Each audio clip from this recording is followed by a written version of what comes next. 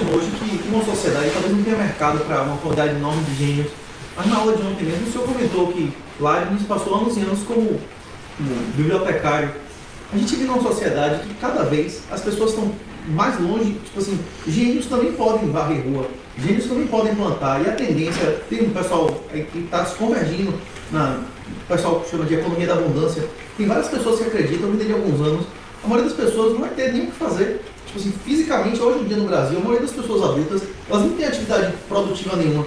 Tipo, essa ideia tipo assim, isso podia ser aplicado no século XX, de mandar o cara para a escola para ele se idiotizar. Mas hoje, se houvesse mercado para tantos braçais, seria uma contradição ter tanta universidade. Porque você está vendo o cara na melhor idade dele de ser braçal, que é jovem como na Europa. Os caras são eternos estudantes e quando ele sai de lá, já perdeu uma parte do potencial de fazer alguma coisa útil. Né? Bom, mas você tem que pensar o seguinte, vamos supor que a inteligência artificial consiga substituir toda a mão de obra humana por robôs. Então ninguém vai ter nada para fazer. E você acha que essa multidão de desocupados vai ser treinada para virar gênio? Talvez. Hã? Veja, isso é pior, essa é uma situação pior do que a anterior. Na anterior, você não tem função na sociedade para tantos gênios. Bom, agora você tem uma multidão de gênios que, por definição, não tem função alguma. Mas eles podem ser gênios sem ter função, como Leibniz era gênio e era bibliotecário. A gente pode ter gênios varrendo na rua, né? Não, o que eles vão virar não é gênio, todos vão virar drogados.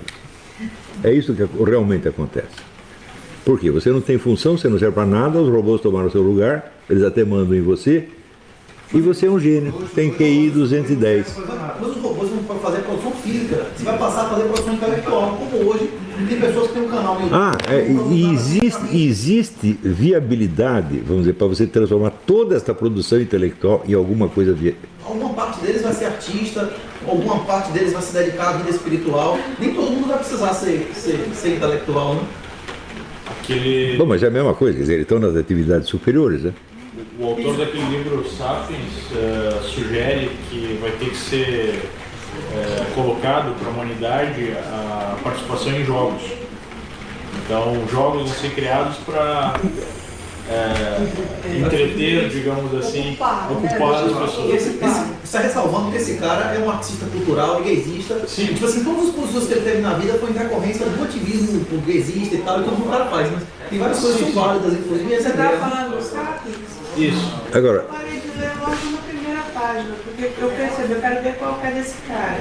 Quando ele subiu e começou a falar logo na primeira página, vai ser possível a gente regredir, conviver com espécies que não são humanas, ou seja, sapiens que não são humanos, eu falei, vou fechar esse livro, esse cara é louco. Não, mas eu não estou levando em consideração Não, eu acho que... o cara está certo ou não. É só seguindo a linha de... você imagina que coisa horrível é o seguinte, você é um gênio sem função social nenhuma e tudo o que você faça não serve para absolutamente nada. A função social e econômica não podem convergir, professor. Como as universidades antigamente não eram um negócio, podem haver instituições no futuro onde a pessoa se desenvolva intelectualmente, mas que isso não signifique necessariamente produzir coisas físicas que esteja na mão da automação.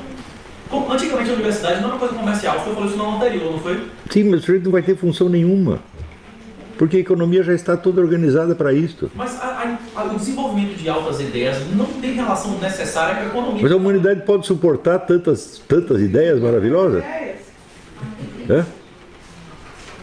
Não é possível isto. Isso já é mentalidade revolucionária. Querer fazer o papel de Deus, você vai fazer um mundo completamente artificial. É isso. A maioria das pessoas podem querer se drogar. A questão é que, tipo assim, é possível. Você vê, o número de gênios em circulação tem um certo limite, você não pode passar disso. O QI, o Peterson, que foi comentado ontem aqui 2 ou 3 vezes, inclusive na aula o senhor comentou que ele, mesmo com fontes equivocadas, chegava a verdades baseadas no senso de realidade dele. Ele tem uma série de vídeos, inclusive com o Stefano Molyneux, que ele comenta que tem vários países no mundo, ao contrário do Brasil, porque ele só faz cair, que o QI só faz subir. Tem países no Oriente que tem QI médio de 105, de 104, e as sociedades nem por isso entraram em colapso. Assim, no Japão, tem vários lugares que o QI médio da população está numa crescente, embora o senhor também na última aula tenha comentado que isso é só uma medida parcial, não significa inteligência necessariamente, mas é uma medida. Tipo assim, talvez a gente vive numa sociedade que não são gênios em relação aos demais, Mas em relação a nós, a maioria das pessoas hoje que são alfabetizadas, se for comparado com as pessoas de 1000 anos atrás, que era a população de 90% de analfabetos, provavelmente um cara de educação e instrução mediana hoje seria considerado um gênio 1000 anos atrás. Não, de jeito nenhum. De jeito nenhum. Ao contrário. Ao contrário, porque você educava muito menos gente. A educação começava mais tarde, mas a educação era de altíssimo nível e levava os caras para o máximo da perfeição possível. E se você pegar um PhD de hoje, você pega um PhD de hoje, você pega o John Duns Scott. PhD é um jumento completo para o John Duns Scott. Né? A Márcia Tibúria PhD. Não, mas Pois é, a Márcia Tibúria PhD. hoje a academia é uma comprovação. A academia hoje em dia, o cara vai para a faculdade, especialmente nível de pós-graduação, de mestrado e doutorado, aquilo ali é um certificado de conformação. E conformação de uma ideologia, quanto mais o cara avança, menos ele tem contato com a realidade. Sim. Em termos médios, a sociedade há 200 anos atrás, muitas das pessoas eram analfabetas. Um cara médio, mesmo se um cara médio de hoje, que não fez faculdade, que fez colegial, ele teve acesso a uma informações, estímulos que não existia naquela época. Quer dizer, você não precisa voltar 1000 anos, você volta 150 anos. Você vê, o número de intelectuais era bem menor, tá certo? Mas você tinha, ao mesmo tempo, pessoas com um senso de realidade tão agudo, que elas conseguiam pegar o funcionamento inteiro da sociedade. Pega o Flaubert, um Dostoiévski, hoje você não tem isso. Você pega qualquer PhD em literatura, compara com o Flaubert, o Flaubert ganha de 10 mil a 0. Porque eram poucas pessoas. Né? Então, uma superpopulação de gênios seria uma desgraça. Eles iam todos ficar loucos. Mas cada gênio desse, ele vai acordar com um novo projeto de humanidade. E você tem, num só dia, você tem 1 milhão de novos projetos de humanidade. Hoje já acontece isso em parte. Né? O que você vai fazer com tudo isso? Vai queimar tudo, né? Professor, posso citar um exemplo de uma situação que me chocou bastante? Eu descobri que eu comentei até com o Silvio no caminho. Os meus estagiários de pós-graduação, eles não sabem abrir uma garrafa, um abridor. Eles não sabem abrir uma lata. Pós-graduação. Então, eu acho assim que ele está num mundo de abstração lá. E também ele não sabe o que está falando. Mas é por isso que esses exemplos não são válidos. É porque os alunos de pós-graduação, de mestrado e de doutorado são os exemplos das pessoas que passaram pela certificação de idiotização mais alta. A questão é essa. Minha questão é que pode não haver lugar econômico para os gênios, mas pode haver ocupação social. E o exemplo foi da aula de ontem. O professor comentou que Leibniz, por exemplo, foi bibliotecário por anos. Talvez as pessoas no futuro, com o avanço da sociedade, não podem ser todos gênios, mas gênios em relação ao que a gente tem hoje, né? As pessoas começarem a ter um grau de educação, que eles podem ter papéis sociais que não sejam necessariamente econômicos. O cara desenvolver material, como está acontecendo na internet, pessoas que nunca seriam ouvidas se não tivesse internet e academia e nada. Hoje em dia tem milhões de pessoas que seguem. Eu acho que o que você está perguntando, e talvez seja até uma pergunta do professor, na possibilidade, que é algo que está aí sendo discutido, de nós termos em algum momento uma nova realidade que é desconectada com a realidade física, que seria tipo aquilo que eu colocar no filme Matrix, seria nós estarmos totalmente vivendo numa realidade, não seria mental porque não seria orgânico, mas seria uma simulação, digamos assim, onde existiria então uma nova... Bom, esse tipo de sociedade já está sendo construído hoje. O próprio diálogo na internet, né, você vê, em geral, as pessoas não têm a menor ideia do que elas estão falando, mas elas se comunicam umas com as outras.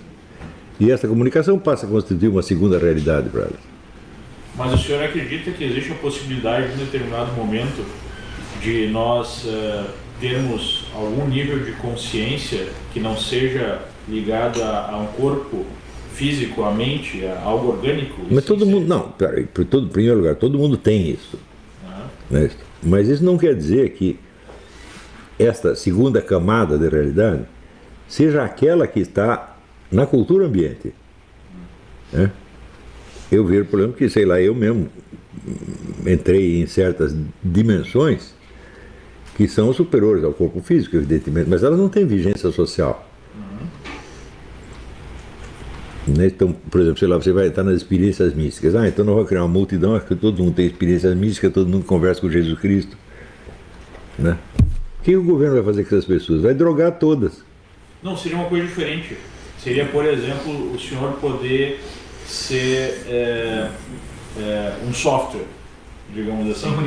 Digamos, a transferência da consciência.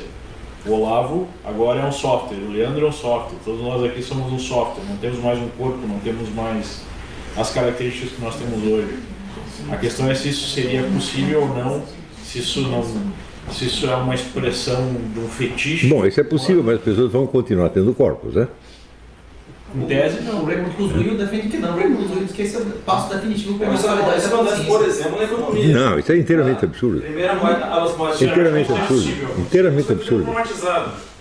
Isso é uma enganação diabólica mesmo. Diabólica no estrito senso. O Alphabet foi separado do Google exatamente por essa parte que se dedica à perpetuidade e à tecnologia para sempre ser separado da empresa principal. Tipo assim, os caras estão investindo bilhões nesse tipo de... Escuta, mas a eternidade da consciência e o sujeito continua fisicamente vivo? Você pode ter o Olavo virtual e o Olavo real, não tem múltiplos hoje em dia, só que muito... Bom, o Olavo real virtual continua existindo depois de eu morrer, tá certo? É incorporado por outras pessoas. Na verdade, isso já acontece. O seu bisneto poderia conversar com o senhor. Isso já acontece. Isso é uma coisa que já existe. Mas isso não afeta em nada o fato de que você vai morrer e de que você não vai participar ativamente da conversa. Vai ser uma simulação. Vai ser uma simulação dos senhores. Né? Então, por exemplo, a gente... É um fetiche, evidente. Por exemplo, eu tenho uma certa comunicação com Dostoiévski, vamos dizer. Mas é comunicação onde só eu falo, né? Mas eu recebo o que ele já disse e ele não pode interferir de novo na conversa. Né? Isso aí já existe, mas você sempre vai esbarrar na mortalidade física. E o que seria um software sem nenhum suporte físico ou material? Aqui tem um software maravilhoso, mas ele não está em nenhum computador. Ele não depende de eletricidade. Né? Ou seja, ninguém tem acesso a essa porcaria. Sem o suporte físico, nada existe. Né? Essa ideia, vamos dizer, a incorporalidade, essa é uma doutrina diabólica mesmo. Você, tudo que existe tem uma corporalidade. Né? Aí tem que lembrar o Gurdjieff, perguntaram para ele, mas Deus é material? Ele disse, se Deus não fosse material, nada seria material. Então, algum tipo de presença material, Deus tem o tempo todo. Não é isso? Então, se não houver a presença material, bom, não tem nada. Nada aconteceu. Eu assisti o primeiro episódio da nova temporada do Black Mirror, é isso aí. Não, são Junipero, eu sei. Também, acho que, mas o primeiro da nova temporada eu acho que está mais... O Kantismo cai na discussão, né? A aparência fenomênica. Sim. Isso é o kantismo levado a enésimo grau. Exato. Mas do mesmo jeito que o nosso software está em cada célula do nosso corpo no DNA, o software do programa está nos zeros e nos uns lá magnéticos do disco, né? Fisicamente ele está em algum lugar.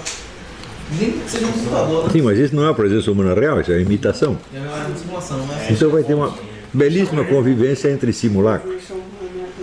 Até o DNA ele não se expressa maquinalmente dessa maneira.